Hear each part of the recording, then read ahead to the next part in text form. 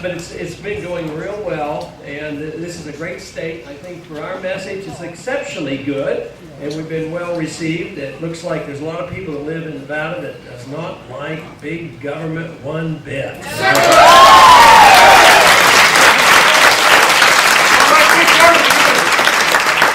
Because when we suggest that we should have some tax reform out here, I've been well received. When the tax reform that I would like to see is not minor, it's major. I want to get just rid of the entire income tax system and the 16th Amendment. Amen.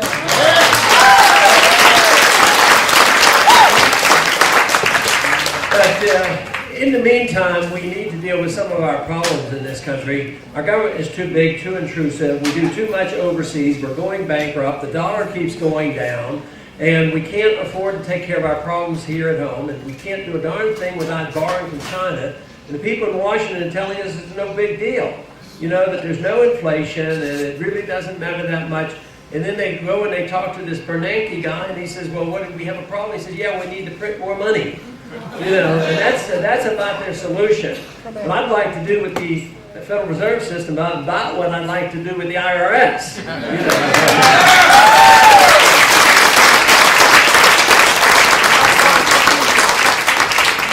know. This system of government we've had has been around for a while. The erosion from our constitutional liberties has been going on for more than just this administration. So there are times when we get a lot of excitement, a lot of enthusiasm. Other times people keep thinking, well, we need to do a lot more faster.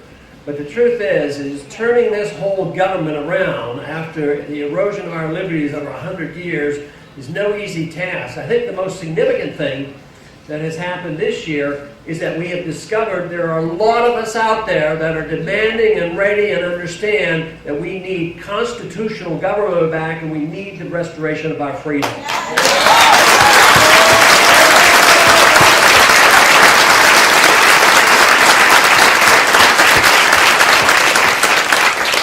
We're living today under the penalty of a foreign policy that I think is dragging us down. This has happened before. It's been going on for a long time. Since World War II, we haven't declared one war. We haven't won one war either. And it's the way we go to war, and for the reasons that we go to war, it's so bad. And American people are really tired of it. They're sick and tired of it, and besides, we can't afford it anymore. We can't even fight this war without the Chinese. Of all people in the world, we have to depend on the Chinese as our banker to borrow enough money to finance our war. We have to borrow over $800 billion a year from foreigners because that's how much money we spend over and above what we produce. So we're embarking on a very dangerous course. And when a country gets into trouble, guess what happens? The currency goes down in value. And the dollar is on a systematic attack every single day. The dollar keeps going down. We talk about prices going up. Prices don't go up. The value of the dollar goes down. And of course, that translates into higher prices. So the easiest place in the world for us to get a handle on what's happening in this country, I think, is in foreign policy. Because there are a lot of programs that shouldn't have been started in this country, but we've made a lot of our people dependent on these programs. And there's no sense in putting people out in the street here at home. There's still enough wealth if we do the right things. But it would require changing something. To me, it's changing foreign policy, and we could start by just bringing our troops home.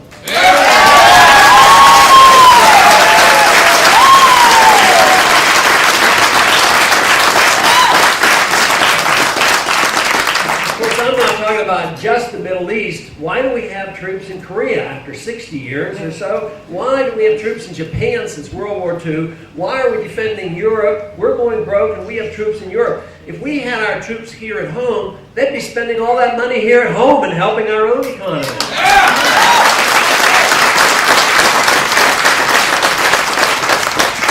In the mid-1990s, there was a revamping of our bases around the world.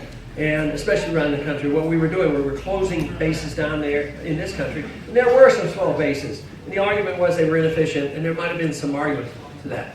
Except I opposed it all the time, even though I'm the most fiscally conservative member of Congress. I opposed it because I thought it would represent a bad policy. And the policy was that we would close down bases here at home at the same time we were building bases overseas. And that didn't make any sense. While we were closing bases down here in ports and all around our country, we were building bases like in Saudi Arabia. And the base in Saudi Arabia was especially antagonistic to the Muslims of that region, saw this as a religious affront on their holy land, and led to a lot of problems. Matter of fact, it was given as one of the main reasons why they finally got enough suicide terrorists to come here and hit us. But the principle is why spend this money overseas? That money should be here. If we change our foreign policy, we can have a stronger military. Our military is weak. Our equipment is in poor shape. People don't want to join. Today, I just talked to a young man that had went through the academy, served his 5 years, and got out. He thought, no, he's called back up again. They've been re-upped time and time again. They go over on a third trip, 12 months, and then they stay for 15 months, and it goes on and on. Coming home actually helps build up our national defense. Not only that, it reduces the threat of terrorism, and not only that, it's the only fiscally sane thing to do is to stop this war. The war was unnecessary. It was based on false pretense. There were no weapons of mass destruction. It was totally unrelated to 9/11. There was no Al-Qaeda there.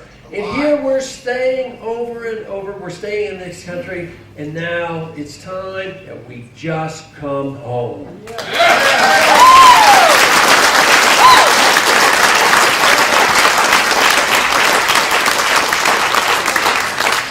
By doing this, we can save a lot of money, enough to cut the deficit, at the same time take care of the people here at home, at the same time start allowing people out of some of these programs that they don't need to be in. I'd like to see a time if we saved enough money to at least allow the next generation to opt out of Social Security. Yes. That's what I would like to see.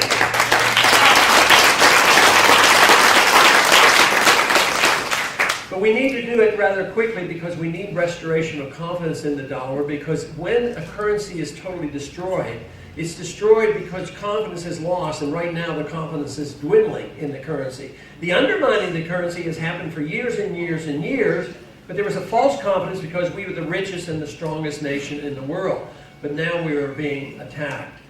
Now, the great empires of all history have been undermined eventually for economic reasons, not military reasons. They finally self-destruct, even the Soviet system in our lifetime. The Soviet system, we didn't have to go after and invade the Soviets. They had 40,000 nuclear weapons and we didn't have to fight them, but they collapsed because they had a non-viable system. And what I'm concerned about is our system, although not totalitarian in the same sense of the word, we're losing our freedoms, we're undermining our financial system, and we indeed are under threat. So we wait until we have that crisis or we come to our senses. And this is what my argument has been and why I think we have to have a change in direction. But what we need is a more confidence in ourselves that freedom really works. You know, freedom works with the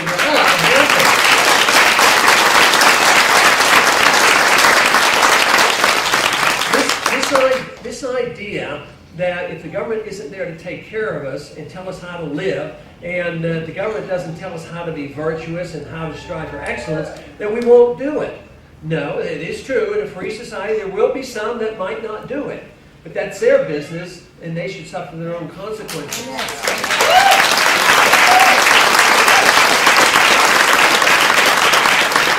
Once we allow our government to assume this role of promoting virtue and excellence on the individual and perfect equality in the economy, and then, of course, using force to try to tell other countries how to be like us, it just doesn't work. It's doomed to fail.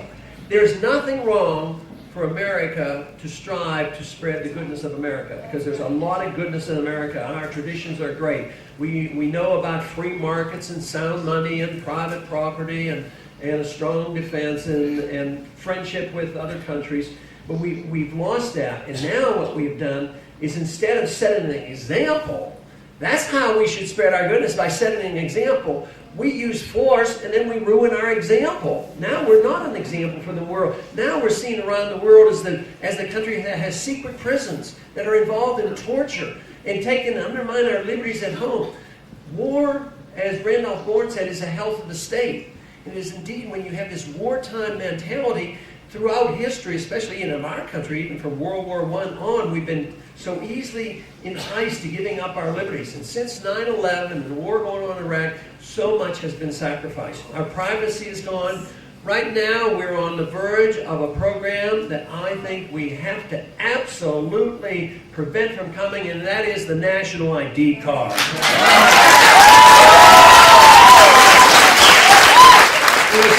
Some states have resisted the national ID card, which is called a real ID card, but it's our driver's license. In the states that voted to opt out, and our government says that's okay, we won't force it on anybody because it's voluntary. But guess what it means to be voluntary? If you don't do it, you can't get on an airplane.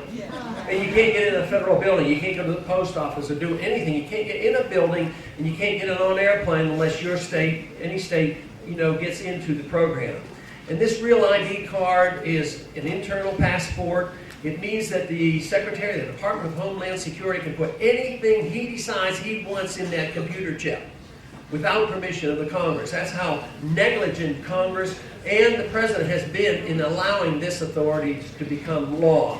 So there's a lot at stake here. It's what has made America great, and that is our freedoms. We have become complacent, believing that material well-being provided by the government is a possibility, which it isn't, but people, because they have gotten some protection from the government, they think that is the purpose of government. And we have forgotten about where wealth and prosperity comes from. It comes from free individuals having the incentive to go out and take care of themselves and their family and their friends and their neighbors. But at this time, we now have become too dependent on the federal government, except in this last year, I think we've had a revival of this issue about what freedom is all about. A year ago, I was very skeptical. I did not want to do this. I believed there would be nobody that would respond, and the young people didn't know about it, and they didn't care. But let me tell you, in the last year, I found out there are a lot of people like you out there. It's just not large crowds in rooms like this, but around the country. And the one unmeasured thing in this campaign, and I see this every single day, because we would always like to be doing a lot better in the elections. But let me tell you, when we go and we talk to you, you can't imagine how much sympathy, understanding, and encouragement we get from people from the other campaigns. They're softening up, they're listening, and they're very open to these views. So regardless of exactly what comes out, it doesn't matter. I think something has been started that won't stop regardless. We can look at this as a beginning rather than an end.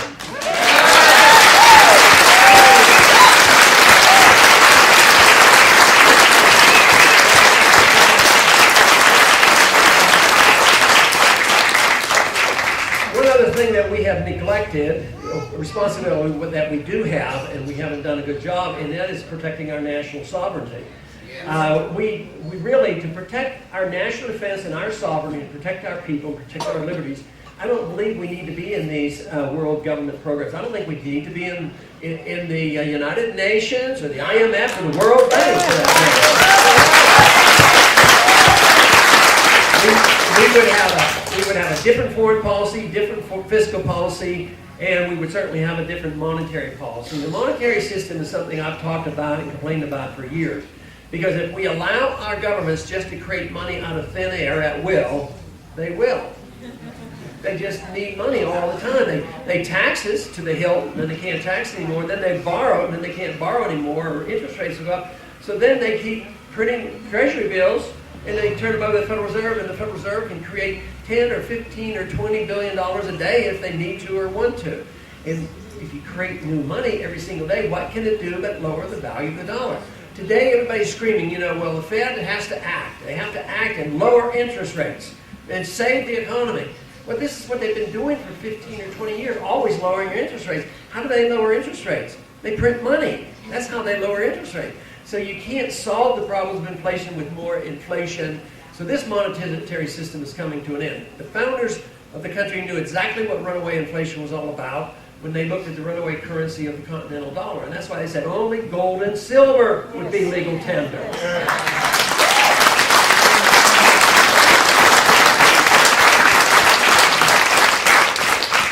So I am delighted to know that when I present a program like this, how many people come together. I believe freedom and the Constitution brings people together because we're not telling other people how to run their lives. It's up to them. We don't tell other people how to want to spend their money. It's their money. Waste it if they want, but if not, you suffer the consequences, and we don't want to tell the people of the world how to live. But today, we have the opposite. Everything goes to Washington. We can't use our land without the government telling us what to do. And we can't spend our money, except for that part the government permits us to keep. So everything is by permission of the government. And as the pie starts to shrink as it is, the only thing that happens is the lobbyists, the special interests, get more aggressive to go to Washington, fighting over this thing. So that's why people become resentful. This person gets this and this person gets that. So the solution is not difficult. What we need to do is believe in ourselves again, believe and understand what the Constitution means. Well, the first thing we have to do, of course, we did mention the borders. The borders, we should have border guards, once again. But I've looked at this a lot on what you said from an economic terms, because if you subsidize something, you get more of it. So the states have federal requirements, by the courts to provide free medical care and free education.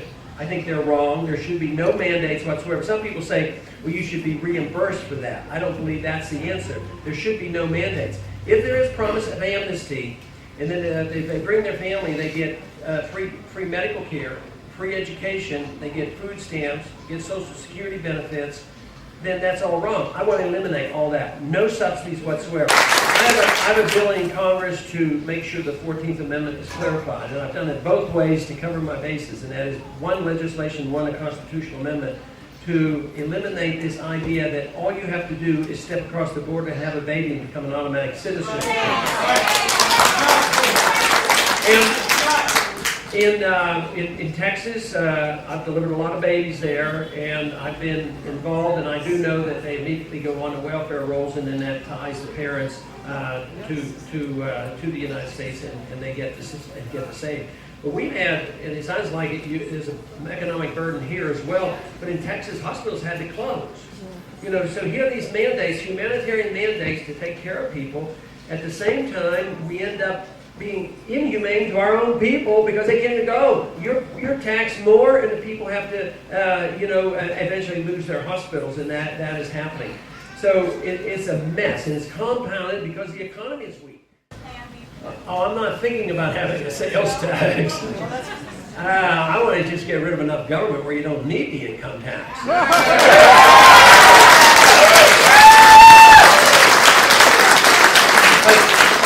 you're right. If you go to what they call the fair tax, and that would be the sales tax, I mean, just think of an establishment like this. You come in here and you get tacked on another 30% or whatever to get enough money for the government. I mean, it's going to hurt. I mean, what about buying an automobile or a house? Everything would have a 30% plus tax, and it wouldn't work. The problem is spending. And that's why I haven't joined those programs of a flat tax or a fair tax, because spending is the problem. And I said where I think you can cut first, and that is overseas, not 10 or 20 million or a billion, but hundreds of billions of dollars. If we didn't have an income tax today, you would have the same amount of revenue as we had 10 years ago. As far as I'm concerned, the government was way too big 10 years ago. So, on Yucca Mountain? Yeah, very simply. The first vote or two that we had on Yucca Mountain, there were always 3 votes in opposition to dumping nuclear garbage in Nevada. The 2 Nevada congressmen and myself.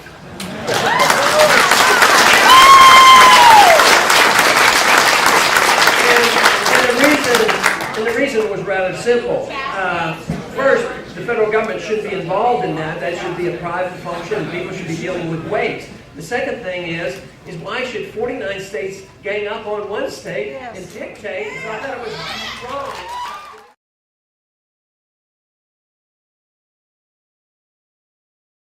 I think it's inarguable that our vote has been stolen, that corporations have dominated the finances of our country, and that it's time for a change relative to that.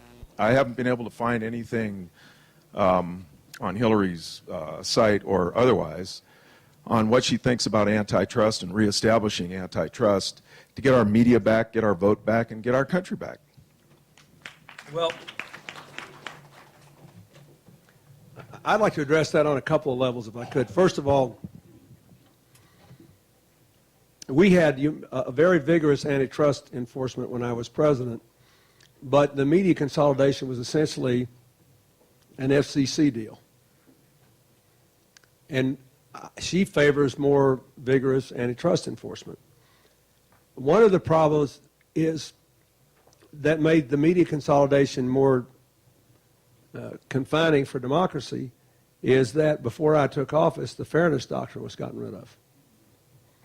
So, you know, there's no real requirement to be fair and balanced or whatever people say. There really isn't. I mean, there's no, it's just whatever your conscience tells you. And so I don't know whether the Antitrust Division can do anything particular about that. The other thing that's really hurt us is two Supreme Court decisions 30 years apart on campaign finance, which complicates our ability to democratize this. You know, the last campaign finance law, which she strongly supported, still is of limited utility because the Supreme Court has ruled if you got money, you can spend as much as you want.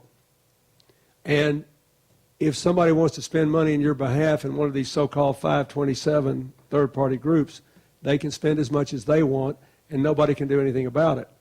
As a result, the American people have gotten so cynical, they've stopped checking off that $1 box. And we don't have enough money to run a fully funded campaign. So what she believes, since we can't change the Supreme Court rulings until we change the Supreme Court, which is another reason to vote for her, is that we should look at trying to make public financing more attractive by offering discounts in the communications cost, because most of the money goes into TV, radio, and mailing. That would help the democracy to work better. You know, I strictly followed the public financing system when I ran in 92 and 96, but it literally is broken now, and all of us are not supporting it the way we used to, and I can understand why. You get cynical when you see that the restrictions Congress attempts to impose are routinely overturned by the Supreme Court. Now, I've never asked her whether she would be in favor of legislation to try to overturn the FCC rulings that allowed so much media consolidation. But I can tell you that I thought, you know, the main decision was made under Michael Powell early in the Bush term. And I was opposed to it then, and she was opposed to it then. I think that she, you know, the Democrats have been so focused on trying to turn around the economic and education policies and get a good energy bill passed, and the one they passed was pretty good, by the way, that I don't know that any of them have thought of it. And so I will ask her when I get home tonight. I wish I could tell. I know that she opposed the FCC ruling when it came down. You either have to have an FCC revisit it with appointments changes or try to get it passed through the Congress. My guess is if you try to get it passed through the Congress now, the Republicans would certainly filibuster it because they think it's worked to their advantage. Question that I have not, things that I have not heard, sir, are what are Hillary's plans to help to stem the tide from illegal people coming in and draining our government and draining our schools? What does she feel on that, sir? Well, first of all, being a senator from New York, she has, I think, the largest immigrant population in America, both legal and illegal. And New York is an interesting illegal population because it's not all Hispanic by any means. A lot of them come from former communist countries, some documented, some aren't. We have people from every country in the world there. And her belief is that we're trying to be a nation of laws and a nation of immigrants, and it's almost impossible because it's easy to get into America, both not just over the Rio Grande River, but the Canadian border and the massive number of ports and airports we have along our coast. And we are richer than most people south of us. And so, and a lot of other people just want to come here because they believe in it. She believes the whole system needs to be overhauled. We need to dramatically strengthen border security to try to slow the flow of illegal immigrants coming in. We need to be very careful about what benefits we give and how we spend your tax money. But we shouldn't do something stupid and like punish children for what their parents have done. She believes that we should enforce the workplace rules very strictly. And that if it is true, and it is true, let me just say, in my county, I know about this. After I had my heart surgery, I had to get out and walk around every day. So I've now walked all over my county, and I've got a huge number of immigrants in the town next to mine, some legal and some illegal. And that you can go down the main street of the town, and it's like any other little suburban town, and then you turn one block and go back in the direction you came in, and you can walk a mile and a half and never hear anybody speaking English. And I stop and visit with people and talk, and you know, they're forthright. Almost all of them are working hard and paying taxes, but a lot of them are illegal, a lot of them are legal. So, and I can tell you from my own personal observation, because I go look at this stuff, and I'm home, I have seen people displacing Americans from jobs that they would take, or legal immigrants, and being abused in the process by being paid less than the law requires. And I've seen people rig their books on government-funded contracts to do this. I have also seen people doing work that was offered first to others and not taken, and the only skilled jobs mostly is in stonework, where people from, in my county, Ecuador, are particularly skilled in that work. And what she believes you have to do is you have to enforce the workplace laws, and if there is really a demand that is not being met by American workers or people who are here legally, then the proper thing to do is to raise in a very targeted way the legal quotas. But none of it makes any sense till we start creating more jobs here. If you remember, the only place we had illegal immigration tensions when I was president was where people were going into Southern California. I mean, really flaring when people were going into Southern California to access the health services. So it was a strict, you know, I couldn't blame them for wanting to go from northern Mexico to Southern California to have their babies because the health facilities were safer, but it basically operated as an income transfer from middle-class taxpayers to the people who were getting this. So we strengthened border control at San Diego, and it worked. It dramatically dropped the problem. Now, so she believes we should strengthen border control and strengthen workplace enforcement. She also believes that it's very important that we know who's in this country for national security reasons. So if you will, she thinks the liberal side of the argument, if you will, is wrong if they're not for stronger border controls and stronger workplace enforcement. On the other hand, she believes the conservative side of the argument is wrong if they believe that a path to earn citizenship should be called amnesty and we shouldn't do it. We're living in a dream world if we think we can find the 12 million undocumented immigrants here and send them home. We're not going to be able to do that. Now, here's why Lou Dobbs should be for this. I want to explain why. If you're a conservative, here's why you should be for it. I had responsibility for 8 years, and for the last 6 years, we knew that terrorism was a serious problem. We need to know who's in this country. You need to know. Look, 90% of the terrorist attacks plus that have been planned on the United States, both when I was president and since, have been stopped. 95% of the people plus who've been arrested were arrested by somebody somewhere else because of the cooperation of law enforcement, intelligence, and money tracking services. Thousands of people you'll never know unless one of them's in your family. That's the thing, and it gets better and better. But you have to know who's here. Those 9/11 people were in this country for a long time. Remember that? And all the glitches and problems? We need to know who's here. Now, If we had a path to earn citizenship that worked like this, we're going to give you 90 days or 6 months or whatever it is to come in and sign up if you're here illegally. If you do, we will give you legal status and a work permit, but you have to move to the back of the citizenship line, pay a modest fine, begin to learn English, and wait your turn to become a citizen. But, now suppose, I'm making a conservative argument for this now.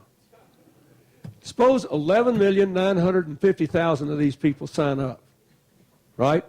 And 50,000 don't. It is far easier to find the terrorist needle in a haystack of 50,000 than in a haystack of 12 million. For security reasons, we should do this. I also think it is the right thing to do. Keep in mind, the overwhelming majority of these people do work hard, they do pay taxes. They just came here because they thought that they'd get a better deal. And our own policies contributed to this. You know who our 10th biggest lender is? Mexico. Mexico loans us money to cover my tax cut. What if they kept their money on their side of the Rio Grande River, invested it in schools and factories? Maybe more people could make a living at home and they wouldn't be trying to come here. So we actually aggravate this problem. So Hillary's position is a mixture of carrots and sticks. And I think the one other thing, and I talked to the Attorney General of Arizona about this today, where there is a big unmet demand, like in the states that are growing fast and they have more jobs and they got people, you're either going to have some sort of work program or consider raising the quotas in certain targeted areas where there are shortages. I'll give you an example. We made it harder for young people from other countries to come here and study after 9/11. I understood why, but we had a big drop-off in the number of young people coming here to study science and mathematics and technological subjects. A lot of them stayed here after they graduated and made up for the shortage we had. Now, if women, African Americans, and Hispanic Americans went into science and math and technology subjects at the same rate as Americans of European heritage, Asian Americans, and males from the Middle East, if women, African Americans, and Hispanics did that, within 10 years, there would be no shortage of math and science professionals in America. None. In the meanwhile, we may have to raise the quotas a little bit to keep our economy going. So we want to be honest here. Her theory is you don't want to sanction illegality, but when you construct a new legal system, maximize the chances that we can actually have a law that's followed and that the taxpayers are treated fairly. Yes, sir. It says in our Constitution that the responsibility of the government is to promote the general welfare of the people. How does the Iraq War promote the general welfare of the people of the United States? Well, I don't think it has. I do suppose, and I will tell you what I feel. In this case, my position is no different from Hillary's. Her position is that we should never have invaded Iraq until the UN inspectors finished their jobs. If they'd just been allowed to finish their jobs, we would have known that there were no more weapon stocks there. The resolution, which is commonly referred to as the Iraq War Resolution, was actually co-sponsored by Chuck Hagel, the only Republican senator who always opposed the war. The history of this is not well understood. The resolution, in fact, authorized President Bush to take action if they flunked the inspections. He didn't let them finish the inspections. Remember that? Because they wanted to go to war. I never believed myself any of this intelligence on the nuclear stuff and all that. But what you should all know, in deference to not just Hillary, but all the other people who thought we had to do the inspections, is there were undisputable United Nations records that said when Saddam Hussein kicked those weapons inspectors out in 1998, that there were unresolved amounts of chemical and biological materials there. Not weapons, things that could be turned into weapons. Botulinum, aflatoxin, biological agents, VX and ricin, or ricin chemical agents. It turns out when we bombed him in 98 for 3 days, all that stuff was destroyed, which we would have found out if we just let the weapons inspectors finish. So then once it happened, even the UN said, well, we got to try to make this work. It is her position, with which I agree, and that's one reason, and a lot of our senior military people agree, that we have done everything we can do now, and if we just act like we're going to stay there forever, we put off the day of their making the political compromises necessary to hold the country together. We want them to do it. But I think the general interest would be served by our disengaging from the military conflict as soon as possible. I believe that for 3 reasons. 1, it's the right thing to do in Iraq. 2, we've just about broken the American military. We used up the Guard, we used up the Reserve, as well as the Army and the Marine Corps. We are now training and deploying Navy reservists to serve with the Army because we don't have any ground forces. This is a serious problem. One of them is the guy that runs our home in New York. He's on duty in Kuwait today, a Navy cook with the U.S. Army. And I'm very proud of him, but the point is, he was supposed to be a reserve force. Now we're using the reserve. The third thing is that Afghanistan, especially after Benazir Bhutto's assassination and the uncertain future of Pakistan, a nuclear power, has become more important than ever. We cannot let the Taliban and the Al-Qaeda come back. They are trying to kill people. They have killed a lot of people around the world since 9/11, just not in America. And there is a genuine moderate Muslim democracy there that wants to make it. And we have to have the resources to help them. And that's a UN-sanctioned operation, and every soldier we put in, NATO will match. So for all those reasons, I don't think it serves the public interest or the general welfare in your terms to continue the current policy. Clinton's plan to restore the balance of power between the executive branch and the legislative branch? Yeah. Well, for her, I'm glad you asked that. For her, the central issue is accountability. That is, after 9/11, we all knew that we needed a strong presidency. But the current government, the president, and especially Vice President Cheney, wanted an unaccountable one. They equated strength with unaccountability. I'll just give you one little simple advice. You remember the fight that was held over this Foreign Intelligence Surveillance Court? So are you all familiar with that? If you think somebody's going to have a conversation with a foreign terrorist and they're going to plan an action against American targets at home around the world, you can go to this court and get a warrant to listen in on their conversation. So President Bush did all this sort of 24 Jack Bauer scenario, you know. Oh, we'll find out their bomb's going to go off in an hour, and it's Thursday afternoon, and all those judges are on the golf course. Remember all that? Yeah. Okay. The truth is that it wasn't right. That's not how the law works at all. If you have the emergency scenario, which frequently happened over the weekend, you could go ahead and listen to the conversation, but you got to go back to the court within 72 hours and prove that you did it consistent with the Constitution, or you can't ever use the information against the people in question. But there was never anything that stopped the president from doing what needed to be done. The question was the president going to be accountable? The people who started this country set us up, and sometimes to my frustration, slowed down our government action because their number one concern was abuse of power. They thought individual liberty could not be preserved in the face of abuse of power. Therefore, if you look at American history going backward, the only time an abuse of power looks good, maybe, is when the very existence of our country was at stake, when Abraham Lincoln briefly suspended habeas corpus. But Franklin Roosevelt was a very great man. He looked terrible putting those Japanese people in the internment camp. And I had one in my home state. And have been involved with trying to clean up the historical legacy ever since. So her theory, what she has said she would do, is to get a complete list of everything we know and maybe what we don't, where the administration had both taken on more power since 9/11 and reduced accountability, and basically systematically go through and restore accountability unless there is some reason that can be justified to 90% of the people for why that shouldn't be. This is wrong. You can have a strong president who's still accountable. But the whole idea of America is to make executive authority accountable.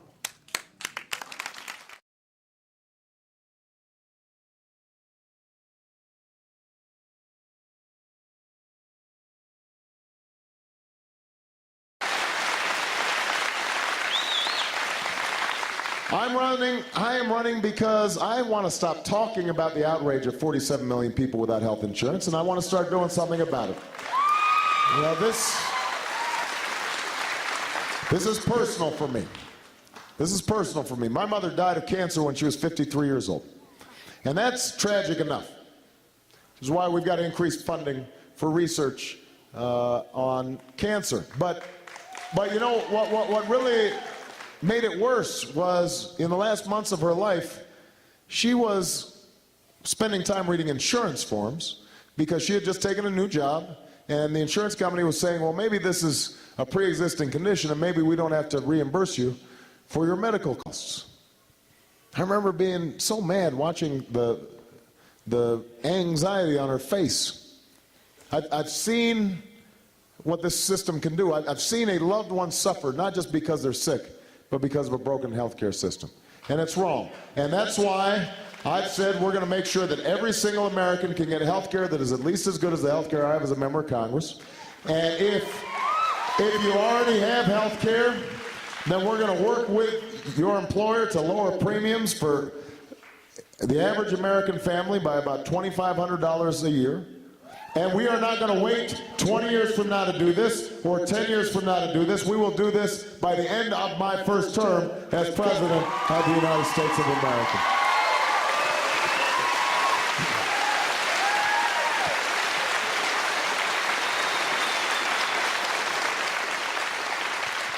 I am running for president because I want to make sure that every child has the best education that America has to offer. From the day they are born till the day they graduate from college. And we know how to do it if we feel a sense of urgency, if we understand there's nothing more critical than making sure our children are learning. Then we will invest in early childhood education so that they're prepared when they first start school. And I won't just talk about how great teachers are. I will reward them for their greatness by giving them higher salaries and giving them more support. And making sure that they are not just teaching to a standardized test, because we want our children learning art and music and social studies and literature and all the things that make an education well-rounded.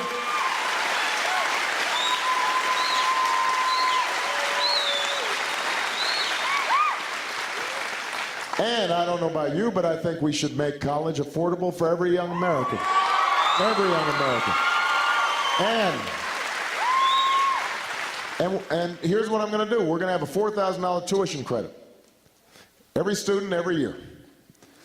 And that will help defray the cost of college, but it's not going to come for free. Students, you're going to have to do something. You're going to have to invest in community service at a veterans home or a homeless shelter. Or you can be part of national service once you graduated. Join the Peace Corps, or teach in an underserved school, or work in an underserved hospital as a nurse. The point is, we will invest in you, you will invest back in America. All of us will grow, all of us will prosper. That's the bargain we can make with the next generation.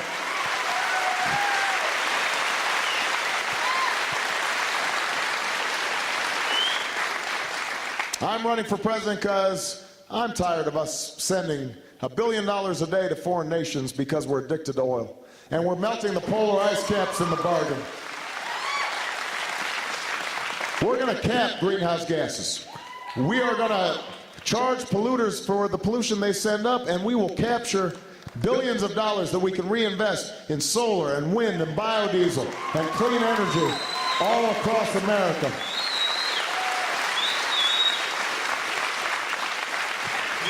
We will increase fuel efficiency standards on cars. You know, if we increased them to 40 miles per gallon, we would save the equivalent of all the oil we import from the Persian Gulf. Imagine what that would do for not just our economy and our environment, but also for our national security. And by the way, when I made that proposal, I didn't do it in front of the Sierra Club. I went to Detroit to talk to the automakers, and I told them they had to change their ways. And I have to admit, the room was really quiet. Nobody clapped. But that's okay.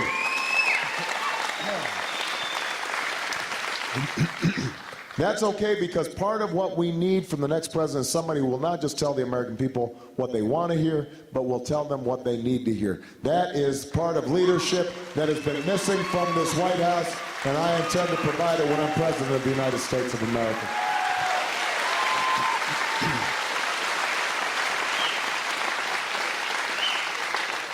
I'm running for president because I'm tired of politicians thinking the only way to look tough on national security is to vote and act and talk like George W. Bush. I'm tired of seeing us use fear of terrorism as a way to scare up votes instead of a way of uniting the country around a common purpose.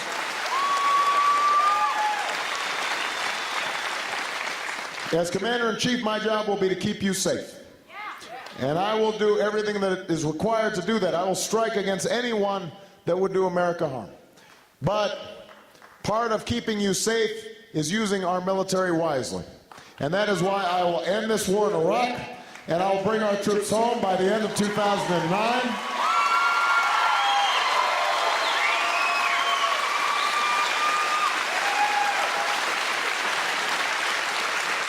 We will finish the fight. We will finish the fight against Al-Qaeda in Afghanistan. They are the ones that killed 3,000 Americans. But I don't want to just end the war in Iraq. I also want to end the mindset that got us into war. You know, early in this campaign, I said that I would meet not just with our friends, but with our enemies. Not just with leaders we liked, but leaders we didn't like.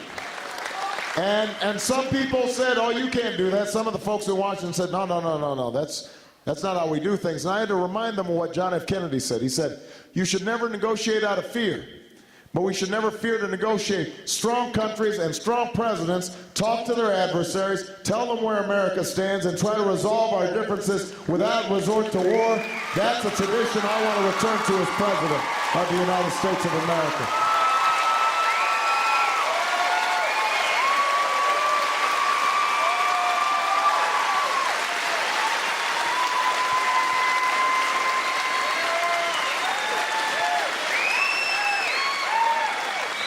See, I want to be able to go before the United Nations and say, America's back. We are ready to lead. We will lead, but not just militarily. We will lead by helping countries build schools that teach math and science instead of hatred of Americans. We will lead by helping poor countries deal with the devastation of HIV/AIDS. We will lead by bringing an end to the genocide in Darfur, because we're not a nation that turns a blind eye to slaughter.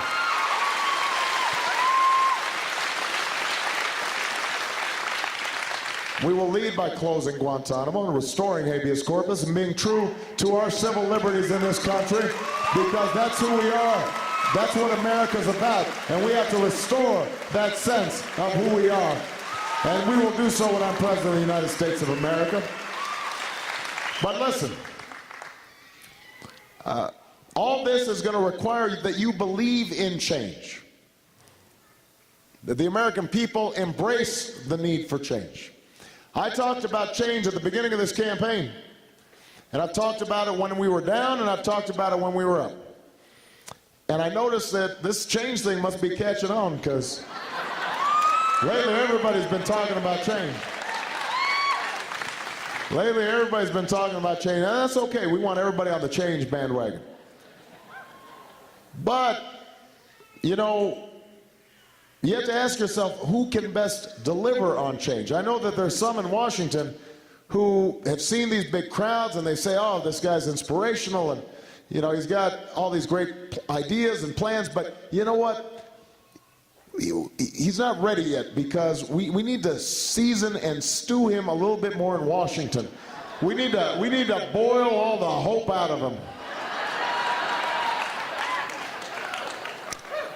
But you know, I think the American people understand, you know, the gamble we cannot afford is to have the same old folks doing the same old things in the same old ways, playing the same old games over and over and over again, and somehow expecting a different result. That is a gamble we cannot afford. That is a risk we cannot take. We need something new. We need to turn the page and write a new chapter in American history. That's why I'm running right now. But I need you with me. I need you with me. I need you with me. You know, I am accused of talking about hope too much. Yeah, and it's true, I talk about hope all the time. If you think about it, what are the odds that I'm standing here today? You know, when I was born in 1961, you know, my father left when I was 2. I wasn't born into money and privilege. I was raised by a single mom and my grandparents. And all they could afford was to give me love, education, and hope. And so I do talk about hope. I have hope on my signs. I've got, you know, hope was the topic of my speech at the Democratic Convention. I wrote a book called The Audacity of Hope. And so now some of my opponents are almost scornful about this. They say, oh, he's talking about hope again. He's so idealistic. He's a hope monger.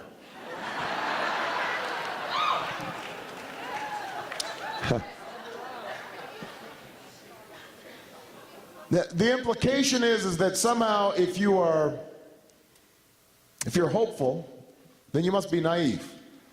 You must be engaging in wishful thinking. You must be passive, and you're just going to sit back and wait for things to happen to you. Well, that's not what hope is. Hope is not engaging in wishful thinking. Hope is not blind optimism. Hope is not ignoring the challenges that lie before you, the roadblocks ahead. Hope's the opposite. I know how difficult it's going to be to provide health care for every American. The insurance and the drug companies aren't going to give up their profits without a fight. I know that crafting an energy policy that deals with climate change, that will be difficult. The oil companies, they don't want to budge. I know that it is not easy to make our schools work more effectively. It's not easy for us to alleviate poverty. I know this because I have fought on the streets as an organizer. I have fought in the courtroom as a civil rights attorney. I have seen good legislation die because good intentions weren't enough. They weren't fortified with political will and political power. I have seen this country misled into war because of fear and falsehood and because nobody had the courage to stand up and ask the tough questions before our troops were sent in to fight.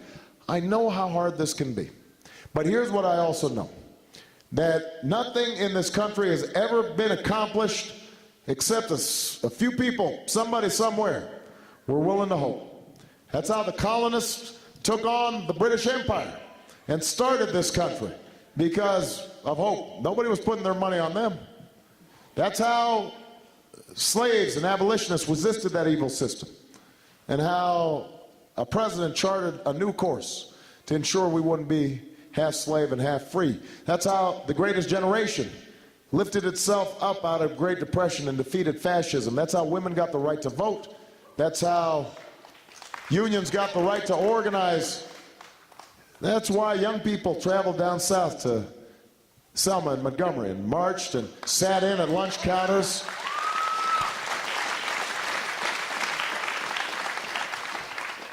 Some went to jail, some died for freedom's cause. That's what hope is. That's what hope is. Imagining and then being willing to work and fight for what didn't seem possible before. You got to have hope in your heart. And that's what we need right now. That is our challenge. Remember what I said, change does not happen from the top down. It happens from the bottom up. You need a president who is going to be hearing you and listening to your voices, but your president is going to need you to believe that we can bring about real change in this country. And I believe. So we need people to believe. Yeah, there is a moment in the life of every generation where that spirit has to come through, where the American people decide to slough off their fear and their doubt and their cynicism and are willing to embrace the hard task of working to remake America, block by block, county by county, state by state. That is the moment we're in right now. And if you believe, if you are willing to fight with me and stand with me, if you are convinced that we have to give the next generation the same chance as somebody gave us, if you are convinced that we have to keep the dream alive for those who still hunger for justice and still thirst for opportunity, if you are not willing to settle for what the cynics tell us we have to accept, but are instead willing to reach for something higher, I promise you, we will not just win in Nevada. We are going to win this nomination. We will win the general election. And together, we are going to transform America and the world.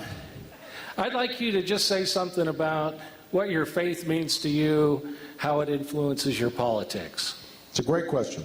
I actually wrote a whole chapter in my book about this. I'm not plugging my book. I'm just saying this is actually something that I've spent quite a bit of time thinking about. And by the way, on our website, BarackObama.com, there's an entire section just on faith and answering your question. And there's a speech that I gave on this issue, and so you might be interested if you want to pursue it further. I am a Christian. I am a member of Trinity United Church of Christ in Chicago. I was not raised in a religious household. My family was basically secular. And, I actually came to the church late. I was always interested in religion, but didn't practice on a regular basis until I actually became an organizer. It's interesting how God works. I came there thinking I was going to give something, and I instead got something in return, and that was a grounding in faith. I take it very seriously. I believe in prayer, and I believe that it informs who I am and my values and my ideals. On the other hand, I do not believe that I have a monopoly on morality just because of my religious faith.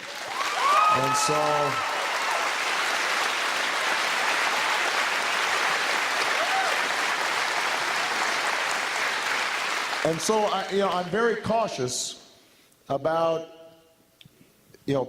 what I won't do is use religion to justify my political positions. My attitude is that separation of church and state is good not only for the state, but it's also good for the church.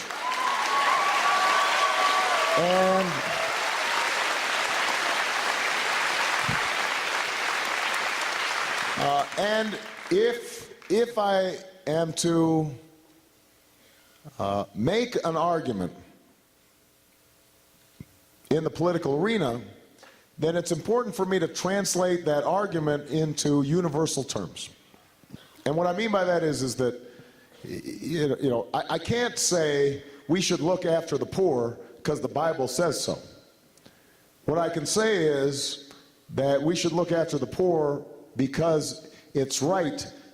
Because imagine if you were born into poverty, you are as much worthy of dignity and respect as anybody else. And why is it that some people should have everything and some should have nothing, when just by giving up a little bit we can make sure that everybody has something? Now, I can make that argument in a way that's non-religious, even though I may be thinking about the Golden Rule and the Sermon on the Mount. When I make that argument, I can translate it into universal terms so that if you are Hindu or Buddhist or Muslim or Jewish or an atheist, we can still have a debate and a dialogue. And I think it's that kind of respect for other people and their viewpoints that allows us to have a strong religious life in this country. So, thank you very much, Carson City. Thank you. Thank you. Thank you.